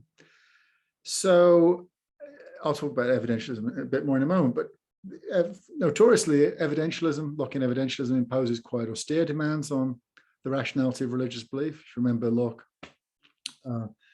from the essay concerning human understanding, where he talks about the enthusiasts, and I think quite legitimately tries to put some restrictions on the rationality of religious belief. But the restrictions that he imposes, these classical foundationalist restrictions, they're very austere. And they make it such that skepticism about religious belief seems to naturally follow. Well, clearly we've got nothing of that sort going on. The basic religious commitments don't have to meet classical foundationalist constraints, because they don't have to meet any epistemic constraints, they're irrational. But we also avoid the ghettoization of traditional fideism. I say ghettoization because the idea is belief in general is evaluated one way, and then religious belief is evaluated differently. On this view, they're evaluated the same. And this allows quasi-fideism to offer a parity argument. So parity arguments are usually associated with reformed epistemology that I'll come to in a moment. But you can also run it for quasi-fideism. I mean, the idea is you can't treat religious conviction as being problematic because it has irrational commitments at its core if all belief has irrational commitments at its core. I mean, unless you want to be a radical skeptic. But the idea is we're meant to have a skepticism which is specific to religious beliefs. By parity, we're not going to get it. Finally, I think it's faithful to certain distinctive features of at least a certain kind of basic religious conviction. You know, it's phenomenology, it's fulcrum role, it's unusual relationship to reasons. I think the quasi-fideist gets that basic commitment right. As I say, quasi-fideism didn't feature until a decade ago, but I think you find it in literature. I have the picture here is, if you don't recognize him, is Shizaku Endo, who I think in his works depicts, seems to me, a sort of quasi-fideistic view. I think you can also find similar views in the work of people like Graham Greene, Anthony Burgess, perhaps even Dostoevsky. Okay, I'll say a little bit more about, I've kind of covered this, evidentialism and fideism. Basic religious commitments obviously don't have to issue in the kind of classical foundationalist evidential grounds that Locke wanted. I mean, essentially, you've got to ground your beliefs in certainties, and then trace the evidential status of your belief back to, it has to be at least probable given what's certain. That's the kind of classical foundationalism we have. Nothing like that going on here. Obviously, we don't have to think that all rational commitment is irrational, so it's not fideistic. A more interesting contrast is with Reformed epistemology. So like Plantinga on the PowerPoint here. So here, the idea is that basic religious beliefs, they don't have to meet the Lockean standard. In fact, if we look at our ordinary beliefs like perceptual beliefs, the basic commitments don't meet that standard either. Rather, they're known in virtue of, we tell an externalist story about how faculties, perceptual faculties, say, functioning appropriately in the right conditions, can issue sort of basic perceptual beliefs that can then amount to knowledge. And the idea is, well, if that story is okay there, why isn't it okay in the religious case? Why can't the religious believer cite a religious faculty? So on Calvinist lines, Plantinga cites the sensus divinitatis. And so we get this idea of religious faculty reliably issuing religious beliefs. And so if the externalist story is applicable here, why isn't it applicable there? So again, we have this parity argument, right? Perceptual belief is meant to be in good epistemic standing, but the story we tell about perceptual belief is an externalist story about basic perceptual belief at any rate. So why then can't we tell an externalist story about basic religious belief too? Right? By parity of reasoning, it seems religious belief is being held to a higher epistemic standard for some reason. Well, that's exactly the same as, structurally, it's the same as the parity argument of Quasi-Fideism, except it's kind of inverted. That rather than saying that our basic religious beliefs have an epistemic standing just like our basic perceptual beliefs do, or our ordinary beliefs, now the claim is, well, our ordinary beliefs, our basic ordinary commitments don't have a rational standing, neither do our religious beliefs. But then by parity, there's no special problem with our religious commitments. Okay, let me say a little bit about some of the objections.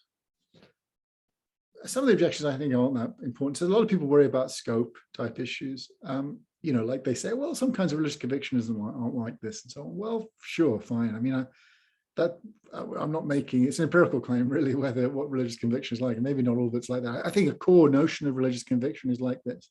Whether it's all like that, it just seems to me up for grabs.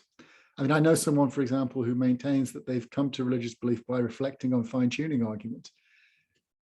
That just seems bizarre to me. But not because I don't think they're interesting arguments, but just that the idea that you would come to this through arguments just seems bizarre. But yeah, why not, right? People come to belief through all kinds of things. But if they do, that's obviously not a hinge commitment, right? Hinge Quasi-Fideism applies to a certain kind of religious conviction. And if people's religious conviction isn't like that, then it obviously won't apply. That just seems trivially true.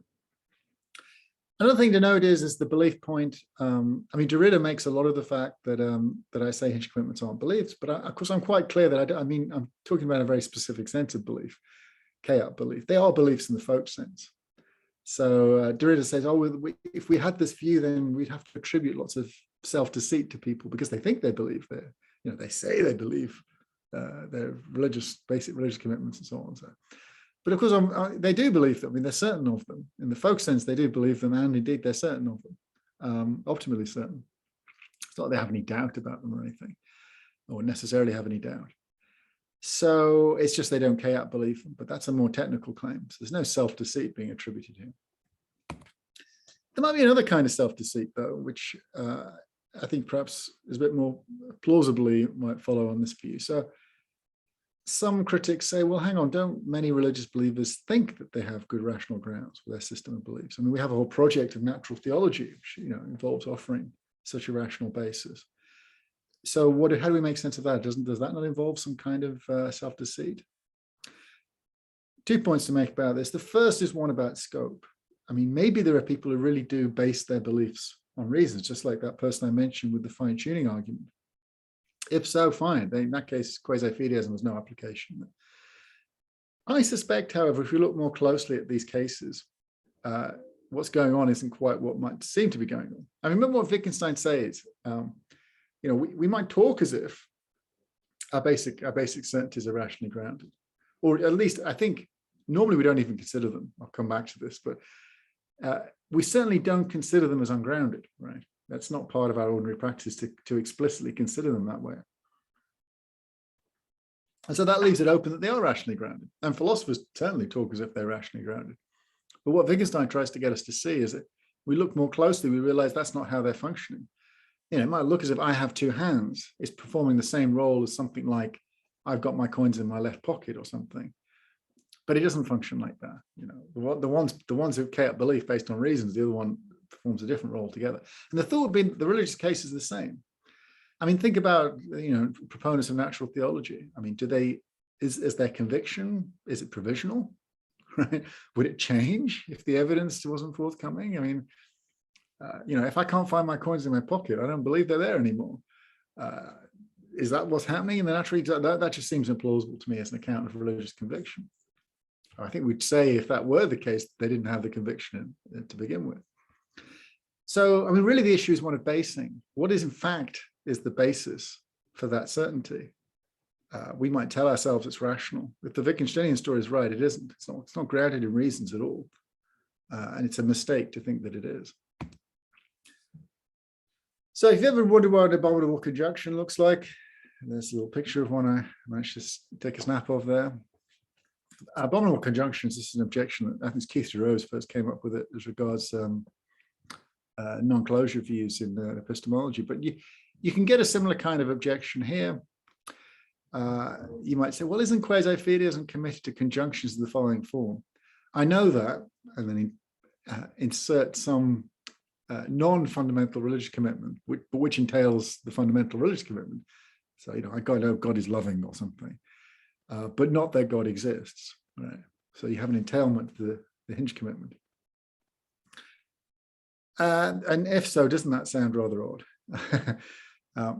But I think we need to be careful here, right? So I grant that if you were to boldly assert that conjunction, that would be very strange. But why would anyone boldly assert such a conjunction without context, without qualification?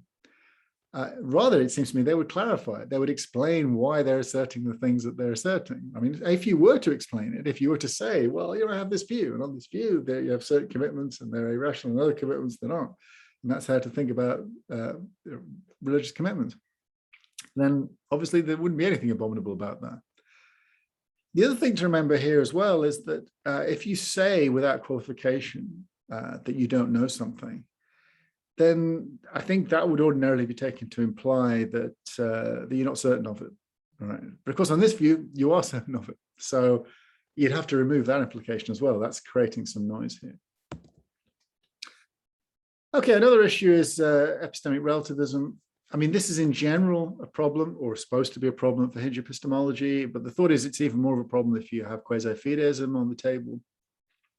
So the thought goes like this: about his system of rational evaluation is hinge relative, well then, and it's possible for us to have distinct sets of hinge commitments, as presumably it is, then doesn't that entail epistemic relativism, right? Why can't there be different epistemic systems now, right? Because the system of rational evaluation turns on the hinges, but the hinges are different in each case. Just like a door, you know, a door, you move the hinges around, the door opens differently, right? And you might think, well, this applies even more in the Quasi-Fideist case, because obviously we don't share religious hinge commitments, right? I think we need to be careful here. So first off, let me say what I think is the general response a hinge epistemologist should make to this problem. I think hinge epistemology should distinguish between two forms of epistemic relativism, weak and strong. The weak claim just says that there are distinct epistemic systems. I don't think that's in itself worrying. What's worrying is the strong claim. The strong claim is the idea is not just there are distinct epistemic systems, but that they can be incommensurate, right? That there is no in principle way of resolving disagreements between them, no rational way of resolving disagreements between them. You don't get incommensurability just from there being distinct epistemic systems. I mean, suppose we have lots of overlaps in our hinge commitments. Well, then it seems there'll be lots of overlaps in our epistemic systems. There's still lots of things, lots of ways that we can talk to each other and reason with each other. You'd need quite an extensive failure of overlap in your hinge commitments before you start to get an epistemic incommensurability. So merely citing some difference in hinges doesn't get you that. And I think that's primarily the line to take. Now, one thing that is true here is that depending upon your hinge epistemology, that can have a bearing on what the scope is for how far your hinges can diverge. And I think this relates to a deeper issue here. So remember, on my view of hinge epistemology with the Uber hinge, I don't stress the heterogeneity of the hinge commitments. I stress the homogeneity, right? I think many of the hinge commitments were effectively shared, right? So it's a hinge commitment for me that I'm speaking English. It's a hinge commitment for someone on the opposite side of the world that they're speaking Chinese. That's basically the same hinge commitment. It's a hinge commitment for me that my name is Duncan Pritchard. It's a hinge commitment for Oscar that his name is Oscar, but it's basically the same hinge commitment. Relatedly, put us in the same circumstances and we will generate the same hinge commitment. You know, it's a hinge commitment for me, I've got two hands. Anyone in my circumstance, I think, would have the hinge commitment, they've got two hands. So the differences really become quite marginal. And I think actually the hinge metaphor misleads us here. And all Wittgenstein means by that metaphor is something holds fast for something else to turn. But the worry about that metaphor is that it implies a kind of optionality. You know, you can move your hinges at will, you can change your hinges. But hinges aren't really like that. I mean, a better metaphor I think that he uses in the book, which appears about section 895, is this idea of the riverbed. You know, the river, what's part of the river, what's part of the bed, they have a kind of a relationship to one another. What is at one time part of the river and part of the bed, what's part of the bed and part of the river. The bed is kind of like the hinge commitments. And I think this really emphasizes the sort of shared social nature of our hinge commitments, and also the extent to which change is usually gradual. Different from the hinge metaphor, which implies a kind of optionality. Still, you might think that quasi-fideism makes things a little worse here, because after all, a lot of our hinges, let's call them our everyday hinges. I have two hands, my name is such and such and so on. These things seem, let's call them quotidian. They seem more or less shared across peoples, right? There isn't that much divergence there. But when you get to the religious hinge, there does seem to be a greater extent to which they're not shared. You know, someone in the very same circumstances, you know, responding to the very same conditions, might not have the religious hinge. That looks different from I have two hands. So it looks like we have, if we go down the quasi-fideistic route, that there are, as it were, there are non-quotidian hinge commitments. We've got the quotidian ones that we all pretty much share, and then there's these non-quotidian ones which aren't really, you know. I mean, one option here, by the way, say, oh, no, we do all share. I mean, this is the no, you know, I don't know if you have know this expression. There's no atheists. There are no atheists in foxholes. You know that expression. So, you know, when there's a lot of danger, atheism goes out the window. But I mean, you know, that's one route. But I think a more plausible route is just to grant that there are these divergences in a there is a class of non-quotidian hinge commitments. They're not as, some of them there's more variability than others. And this relates to a further disanalogy or potential disanalogy between these quotidian and non-quotidian hinges. Wittgenstein says, like, what normally we don't even consider hinge commitments. They're, as it were, they're hidden in plain view. Again, that's because they lie apart from the route traveled by inquiry. I mean, it's not that it's not, you know, obviously my hands are right there, you know, but we never even think about our hands and its rational status. It just never arises. There's no question in normal context of what's your rational basis for believing you've got hands. It requires a certain kind of philosophical project to bring that to light. And that's why the special role they play can be hidden from us, even though it's hidden in plain view. But that doesn't seem very plausible in the religious case. After all, religious practices bring the religious hinges right to the fore, right? I mean, there are creeds, right? There are all kinds of practices of making that, of evaluating that, considering its rational basis, affirming it, in some cases doubting it, and so forth. There doesn't seem to be a counterpart with the quotidian case. And this leads me to a final issue I want to raise, and this is a worry which is entirely my own. I say honest doubt here. I'm referencing Tennyson. I don't know if you know, there's a wonderful poem of his, In Memoriam, where he says, I'll read the lines, it's really interesting. There lives more faith in honest doubt, believe me, than in half the creeds. There lives more faith. And it's a very Wittgensteinian thing to say, but this idea of as doubt as a manifestation of faith. Tennyson in that poem is responding to this charge that doubt is devil born. Right? He's saying that that's not the case. And that's always struck me as plausible. And you might think, well, quasi-fideism is a problem here, right? Because how can doubt have this role to play, as it seems to play, on at least some views, in religious conviction, if you're a quasi-fideist? This worries me particularly because one of my heroes is Montaigne. And it seems to me that Montaigne manifests this kind of doubt. I mean, as it's often called, it's a skeptical fideism. He uses skeptical ideas to sort of draw out his fideistic commitments.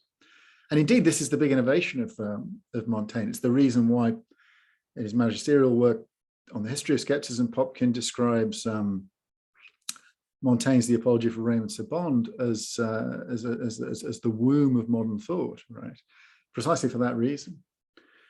So this thought doubt is the manifestation of faith. I think, though, the case of Montaigne is quite instructive here, and it goes back to this point about the Pyrrhonian influence on Wittgenstein. I mean, what's going on in Montaigne, it seems to me, is that the application of Pyrrhonian skeptical techniques in order to highlight basic irrational commitments. I mean, think about what Montaigne says about his religious conviction, and what he discovers when he applies these skeptical doubts is that it's immune to those skeptical doubts because it's like breathing, right? It's not this kind of thing that needs reasons. So viewed that way, you can see skeptical fideism as being a process of uncovering one's hinge commitments. Right? It's kind of like I think this is what Popkin was getting at. It's kind of like a broadening of the Pyrrhonian methodology, or arguably a broadening of Pyrrhonian methodology, because you've got a broader scope of what those basic irrational commitments can amount to. And if that's right, skeptical fideism, I think, can go hand in hand with quasi-fideism. There need be no tension here. What you discover through the process of doubt is the commitments, in this case, the religious commitments you have that are immune to doubt. Okay, so let me just finish then to say this, a bit more honest doubt. Quasi-fideism is only as plausible as the hinge commitment, the hinge epistemology underlies it. And when we haven't defended that, many of the problems it inherits, it comes from the general proposal, epistemic relativism, for example. Mind you, if you think hinge epistemology is defensible, then that's a reason to think that quasi-fideism is defensible. But nonetheless, there might be some good reason to think that even if you're a hinge epistemologist, you might want to disavow quasi-fideism if you're persuaded by some of these disanalogies that we've noted here. The fact that religious hinges seem to be, in a sense, as I call them, non-quotidian. They have certain features which set them apart from quotidian hinges. We're typically aware of our religious hinge commitments. In a way, we're not aware of our religious hinge commitments. There's a practice for evaluating them, not there for non-religious hinges. And moreover, there may be more scope for difference in our hinge commitments insofar as we allow the religious hinges to come in there. And I think really the question comes down to whether or not we want a hinge epistemology to extend itself beyond these sort of common sense certainties to bring in what we might call, in a broad sense, axiological claims or value claims. I think this is where the religious commitments come in. So we might think, ethical and political and aesthetic claims maybe would fall into this category. And so the issue really, to what extent should we extend hinge epistemology to accommodate these non-quotidian fundamental commitments? Thank you. Okay, thank you very much, Duncan, for your talk. We have, I believe, different questions. Let me start maybe with a question that we have in the chat. It's in Spanish, but I will translate it to the best I can do. And it's about the notion of hinge. So the question that Luis Beruete has is whether is it possible to conceive of hinge, maybe the Uber hinge, in a way that might be operative even between or among different species, like in a way that you can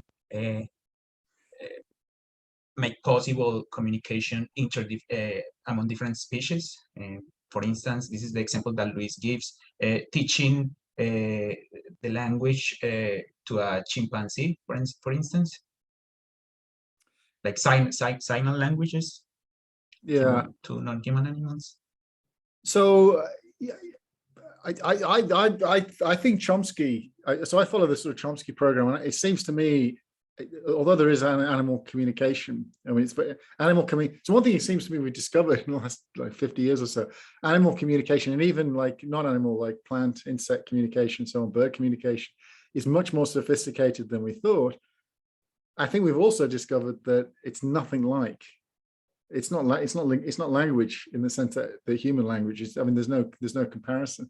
You know, even like I mean, Chomsky has some great discussions on this, about how, you know, that you teach teach very clever chimpanzees words, you can do that, but the way they're using words is nothing like the way a small child uses the words. There's like an inherent flexibility and adaptability, and this relates to the fact that, you know, we can construct infinite sentences and so on in a way.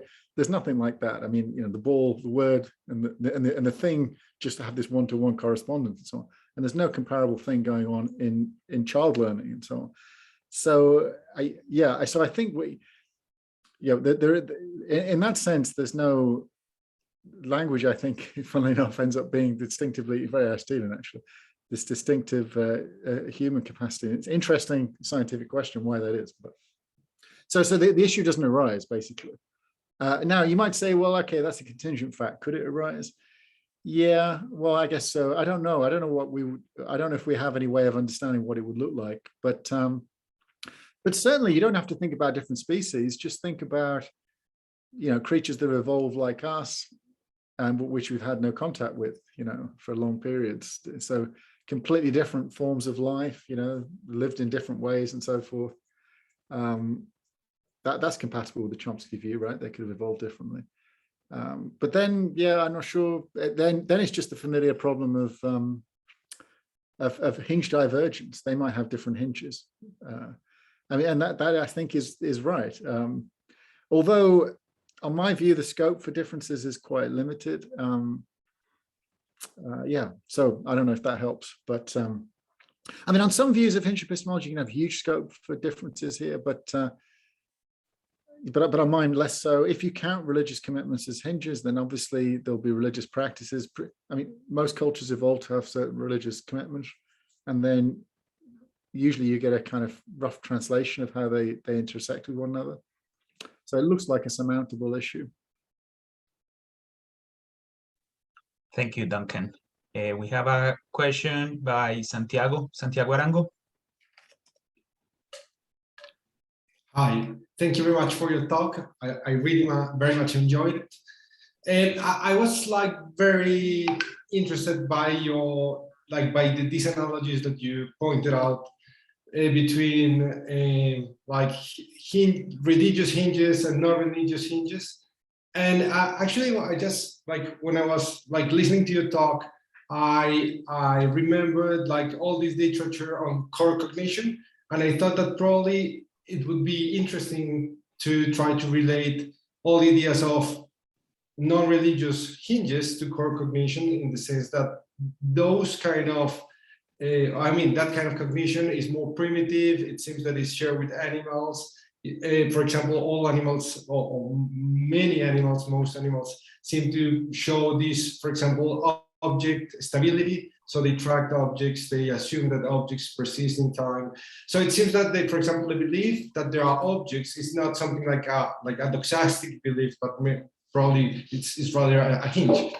But then I remember what you said, like that hinges are in contrast. For example, religious hinges don't seem to be so much widespread among people. Some people believe that God exists, others don't. Even a single person may think God exists at sometime in their life, in his life, and then not. For example, my parents. And that seems interesting, because then once you accept that someone or a group of people can have or take something as a hinge and then forget about it or not take it anymore, then the epistemic status, the special epistemic status that you assign to this set of beliefs or that set of attitudes, then it becomes very problematic. But because then for example, the non-justificatory aspect, the groundless, then you have to start justifying the belief or not belief. So that I would like to ask you, like, what do you think about that? Because animals don't think to have like these religious hinges and so on. Like, I mean, basing my remarks on core cognition. Yeah, that's my point. Yeah. Yeah, I think that's really interesting. I mean, how does it relate to these basic cognitive states? So I suppose I tend to think of those kinds of states as being sort of at a different level to the hinge commitment. So the hinge commitments, I think, are occurring at the level of reasons. So the thought is, so what is it to move in the space of reasons, to be an occupant of the space of reasons? And it's not just that you can make certain kind of linguistic transactions and so on. As Wittgenstein says, it's at some point the child learns by believing the adult. At some point, certain questions are not asked anymore, and so on. So it's not just merely the performance. At some point, they have to internalize and incorporate the certainty. So the hinge commitments are something that arise at quite a sophisticated level. It's when someone has become a fully fledged member of the space of reasons. Whereas I think these basic cognitive processes, I think they precede that. I mean, in fact, I think they're primarily subpersonal. I mean, very small babies have them, right? I mean, they don't, the famous experiments where the small baby won't crawl over what seems to be an empty space and so on. So they look like they're more subpersonal. They're not at this level. These aren't things that are commitments that are arising at the space of reasons. And in fact, in a sense, aren't commitments they're not personal commitments on the part of the subject at all yet. They're just kind of like, hardwired responses or something like that. How they relate to one another, I don't know. It's interesting whether the one sort of underpins the other. I mean, you could think that there's a kind of certainty that's in play, a certainty in action. I mean, there are views, sort of in activist views, like Daniel Moyle-Sharrock, which isn't a million miles away from my view. Because Wittgenstein says, it's action which underlies this. It's not in the beginning was the word, in the beginning was the deed. So, and then if you think of it that way, you can think, well, how do we manifest these basic commitments while in actions, right? And then the actions, as it were, then sort of help they sort of create the foundation for then what comes next once you start to develop into the space of reason. So I think there's a really interesting program explaining how the one relates to the other. But yeah, I was thinking of hinge commitments as things that arise at that level. So quite a sophisticated level. They arise at the level of someone being inculcated, is someone being brought into the space of reason, such that they're the kind of creature now that can make moves in the space of reasons. So yeah, so at the very least, there's that difference between these basic cognitive states and the hinge claims. Thank you very much. I mean, if Oscar, if there's any question, I mean, you can continue. I mean, otherwise, I have a small follow-up, but I see that there's some hands up. Okay, let's see. I think we have enough time to maybe have a follow-up, but I have Nicolas Pernigotti. You would like to ask your question, Nicolas? He left? No, he's here now. Okay, where is he? Okay, maybe if he comes back, Carlos Garzón has a question. Yes. All right, let me turn on my camera. Okay. Well, thank you, Professor Pritchard, for your talk. It was very interesting. I have a question and a comment based on that question. I think an important question revolving around this topic you presented is, what is the role of hinge propositions in our epistemic lives? I think there is an important distinction to answer this question, and that is the distinction between the methodological role of those hinge propositions in our epistemic and practical, I mean, in the relation between the epistemic and the practical role, and another that is properly epistemic role, which has more to do with the justification and coherence of our whole belief systems and something like that. So we could say that methodologically, the hinge propositions are taken for granted. And methodologically, we acquire a hinged commitment. They are supports to our lives. The proper character of the truth or falsity, for example, which is a logical matter, is lost, and they are adopted dogmatically for the realization of certain behaviors, for example. They are thought to be justified, but the resolution of their justification is indeterminate. Perhaps it's under this aspect, the methodological, that we adopt a sort of dogmatism or fideism. Here is where perhaps, I don't know, fideism is adopted for religion beliefs. But epistemically, as far as the justification of our network of beliefs is concerned, they are hypotheses or suspicions that are open to being false. We cannot say that they are definitely true or false. They lack, for example, the epistemic status of knowledge. Here we are adopt in the epistemic role. We adopt the skepticism, but skepticism does not methodologically serve to relation of our epistemic life to our practical life. This is maybe that we are methodologically fideistic, although we refuse the epistemically skeptical. So I don't know if I So yeah, I think I get you. So I mean, I think what Wittgenstein is trying to do is actually, so what you describe, I think, is a standard way of thinking about these things. But I think what Wittgenstein's describing is something more radical.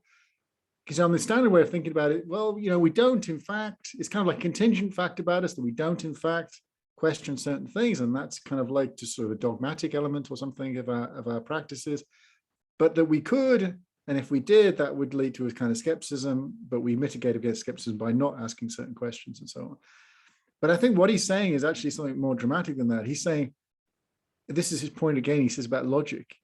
You know, they're not assumptions. Assumptions can be discharged. They're not hypotheses. They function nothing like that. So he's trying to say, look, it's what it is. This is what it is to be someone who moves in the space of reasons. It is to have certain basic commitments that are immune to rational evaluation, to have a certainty in place which is immune to rational evaluation. Now, relatedly as well, notice the claims aren't theoretical claims. And this is perhaps another worry with Quasi-Fideism. If you think they're theoretical claims, then that starts to look very odd. On some views of hinges, they are, but that would look very odd, because surely theoretical claims, we ought to be rationally evaluated. Wittgenstein, I think, is quite clear. They are just these mundane, everyday certainties. It's that which is most mundane, is that which is immune to error. And in fact, you know, he thinks so. It is a fact that this is hidden from us, but it doesn't have to be hidden from us. We can become aware of it. Cavell, by the way, Stanley Cavell is brilliant on this. He takes this Freudian idea of the uncanny of the everyday, and he applies it here, because that's exactly when you become aware of your hinges qua hinges. That's what you become aware of, their uncanniness. That which is most ordinary, when you become aware of it, becomes uncanny, becomes fearful. And I think that's what happens when you become aware of your hinge commitments. So you can become aware of them, but in becoming aware of them qua hinges, you also realize that they're not rationally responsive. Right? There's certain, you can pretend, you can talk as if you're rationally, but there's nothing like that is even possible. So the point he's trying to make, I think, is really radical. It's hard to internalize because it's so different to what we're used to. It's that what it is to have rational support at all is to have a system whereby your most basic certainty, your everyday certainty, cannot itself be rationally grounded. And the challenge then is to explain, well, why is that not dogmatism? And why is it not skepticism? Right. And I think that the skepticism point is that skepticism and anti-skepticism, they both trade upon the same faulty picture on which we can rationally evaluate everything at once. The dogmatism point is a bit more subtle, actually. I think we need a better conception of what the virtue of being intellectually humble amounts to. Because on this view, it can't amount to not having basic commitments. because everybody has basic commitments. It must manifest itself in different ways. So in my view, for example, I think it manifests itself, it's primarily in how you treat others, not in, it doesn't manifest itself in like kind of a downgrading of your commitments. It manifests itself in a kind of a raising of others or something, an intellectual raising of others. So I hope that helps. Yeah, sure. Thank you. Thank you so much. Thank you, Duncan. We have our last question by Professor Magdalena Holguín.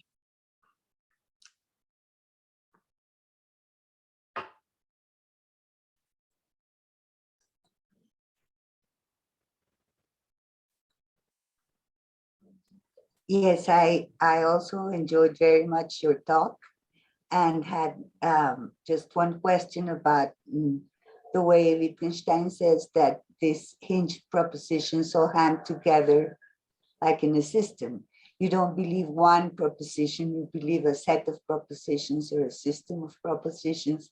And I was having some trouble fitting in religious commitments into this system, because they would have to hang together with all these other hinged propositions, which are of a very different kind. That's really interesting. Yeah, good. You know, one person who talks, Wittgenstein doesn't talk about this much, but Newman does. John Henry Newman does. There's a really fascinating discussion of miracles, and he's discussing Hume on miracles, and it's interesting first and foremost because he gets Hume right. So lots of people don't, and certainly lots of people writing in that time got Hume wrong. So it's not that Hume saying miracles are impossible, or you should never rationally believe in miracles, or you must always have an independent basis for testimonial beliefs or anything like that. Hume's point, as he says, is just that if you're going to believe in miracles on purely a testimonial basis, given what we know about human beings, that's going to be problematic. And he says, and Newman makes a really interesting point. Then he says, he's exactly right. And it kind of throws you when you first read it, because of course Newman is, you know, he comes on to be Cardinal Newman. He's now sainted, but he's now agreeing with Hume. But the move he makes is to say, look, what that shows us though is that the religious commitment to miracles is not based on reasons, right? It might causally be based, right? So it's the testimony, someone gives you testimony that causes you to have a specific commitment to say a miracle occurred, but it's not, as it were, epistemically based. It is rather the manifestation of a prior picture, a picture on which miracles are the kinds of things that occur. So this is what I mean about the coming together as a system. As it were, the system is already there. There's already a world picture in place, which is part of that primitive certainty on which things like a miracle can occur, different from someone else who doesn't have that religious worldview. They don't have that in part of the system. And so when they're stimulating, when they come across people who seem to be honest and sincere or whatever, and say that they've heard of miracles, it starts to, that then integrates into their system such that they start to have specific hinge commitments to there being miracles occurring in a way that wouldn't manifest itself at all with someone who doesn't have that. So it is a system of belief. It's a world. Belief's the wrong word. It's a worldview, and a system of how a bunch of propositions can fit together. Some of those things manifest as beliefs, and some of it manifests as hinge commitments. I was thinking rather of people whose experience leads them to give up their original beliefs, not as a something that they come to know or something like that. It's just that the things they live through are so terrible they find it's incompatible with an idea of a good God or something like that. So I was thinking more those terms, like the reason you would reject this would not be reasons or a different worldview or something, but your own experience that would suddenly change the way you look at things. Okay, good. Okay, sorry, I misunderstood you. Okay, good. I don't think philosophers have really explored this properly, but in literature, I think it's explored beautifully. A great example of this is Anthony Burgess's book, Earthly Powers. It's basically a history of the 20th century told through the lens of this person who's dying. But what's interesting about it, right at the beginning, he's telling the story of his life. Right at the beginning, he announces that he's given up his faith. And this is because he's filling the story, he's gay, so he's a Catholic and he can't be both. So he announces he's going to give it up. The rest of the story involves him telling everyone who'll listen that he no longer believes, but everything about his behavior reveals that he does. And it's only at the end of his life, finally, at the end of his life, he's able to shake him. And I think it's really interesting because I think it shows what the nature of these kind of commitments are. The experiences do eventually undermine it, but they can't undermine it directly. As it were, the hinge commitments are such that you can say the words and the experiences can lead you to believe it. So that phenomenon can happen very quickly. But the actual change in the hinge commitments, I think, is a gradual thing. It takes time for what's part of the riverbed to become part of the river. And I think this book, Earthly Powers, is like a psychological examination of what does it actually take for someone who's been raised in this and really does have it to finally give it up. And the story told in this book is it takes a lifetime. Maybe that's too dramatic, but it takes time. You can say the words, that can happen quickly, but the actual commitment, I think, stays longer. And I think that fits in with the phenomenology of what religious conviction amounts to. Thank you. Okay, great. Thank you very much, Professor Pritchard, for your talk, and all of you for this lively and interesting discussion. We finished then our last talk. And again, on behalf of the organizers of this workshop, Professor Pritchard, we want to thank you very much for accepting our invitation. Thanks very much for inviting me, and thanks very much for the session. I enjoyed it. Thank you. Ok. Agradecemos a todos los asistentes que nos han acompañado a lo largo de estas 9 jornadas de conferencias. Quiero también invitarlos a 2 actividades adicionales en el marco de este seminario. El próximo viernes 15 de octubre tendremos el panel History of Science, Nature, Environment and Empire, de 9 a 12 de la mañana, hora de Colombia.